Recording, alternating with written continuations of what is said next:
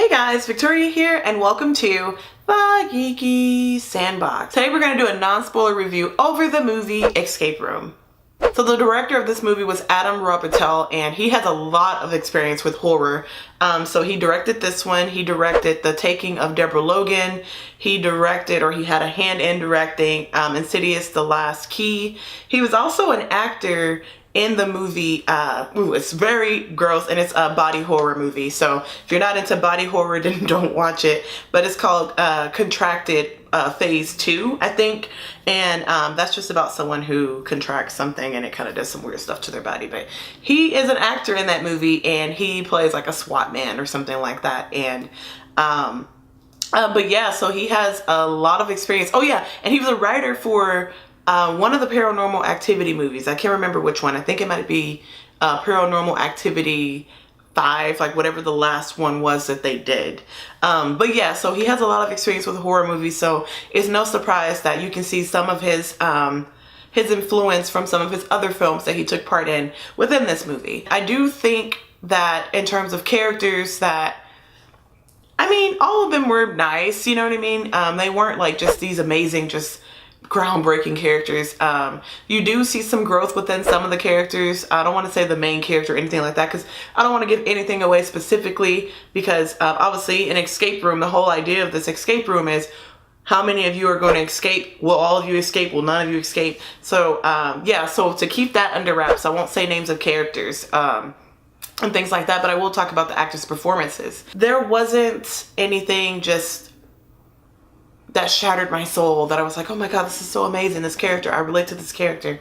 Because there were quite a few characters, and you know, when you have a lot of characters, you have to try to somewhat get the audience to care about each and every one of them. And one of the things that this movie falls down on is trying to get you to care about all of them at a certain point when it may be too late. So that was kind of a, like, I don't know, kind of a moment for me personally.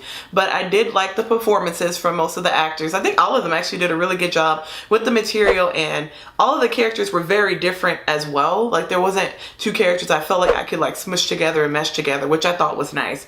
Each character had their own individual like quirk, and it's not even a thing of like, oh, this person was the jock, this person was the asshole. Nothing like that. It was just each person has something that made them them.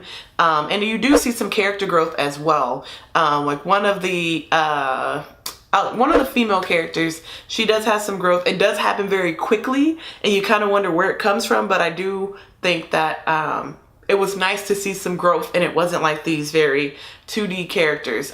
They tried to make some of them very 3D. Like I said, not a lot of it translated very well with the amount of time you have within this type of movie, because if you go anything well over 2 hours, then, you know, you kind of lose interest of like what's going on as you go from each kind of like obstacle with the group. And I guess with that, I'll talk about pacing and like the script.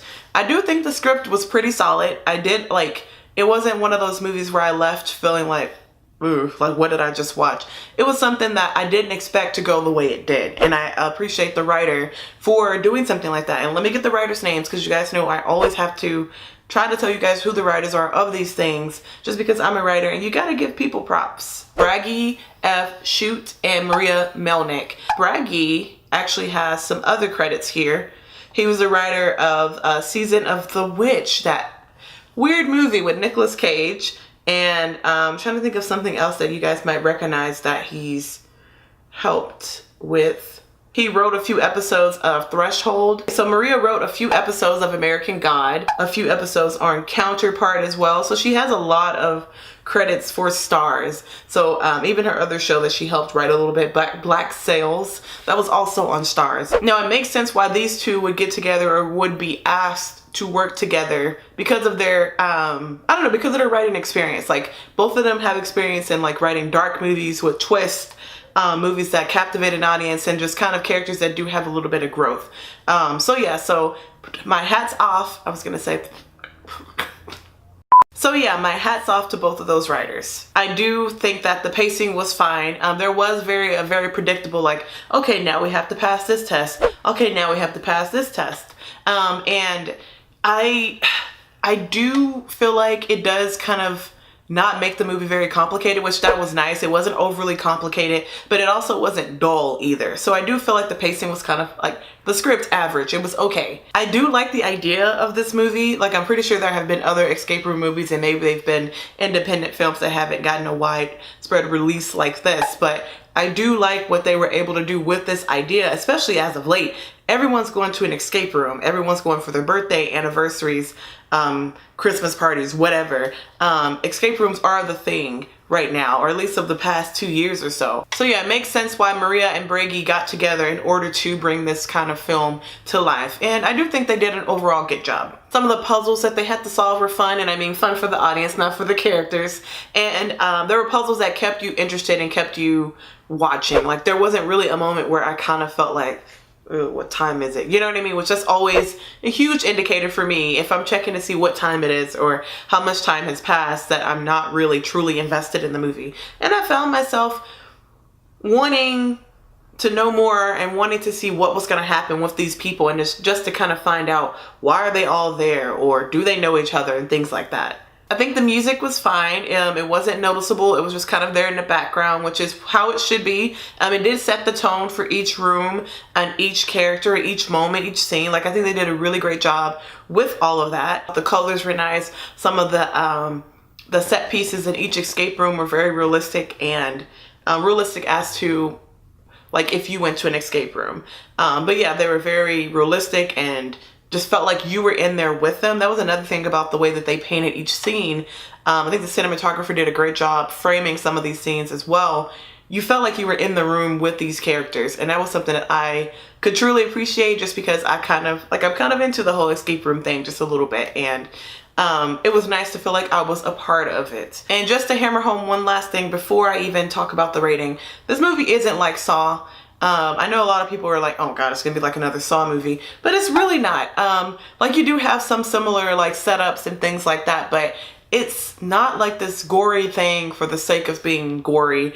I do think that it was just a nice movie about an escape room. It was fun, something fun for the audience to go see, nothing to be taken super seriously. It was just like a nice little one-off kind of like horror movie.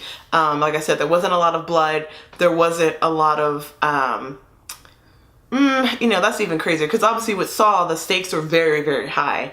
And escape room, the stakes are high.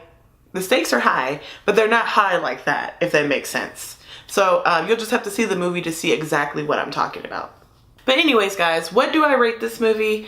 I rate Escape Room, or I give Escape Room 3.5 out of 5 stars. It was still enjoyable, and I had fun, and I was delightfully surprised just to see exactly how this movie turned out, because like I said, I went in having an idea of what it might be like, and they kind of like, you know, turned the tables on me, and things were just a little bit different. So I do appreciate that they tried to step outside the box and not give you that very standard, like, this is a Saw trilogy that we're starting kind of thing. But anyways, guys, thank you so much for watching this video. If you liked it, go ahead and give this video if you like this video, go ahead and give it a like rated down below. And if you're new to my channel, go ahead and hit that subscribe button so you can get no more.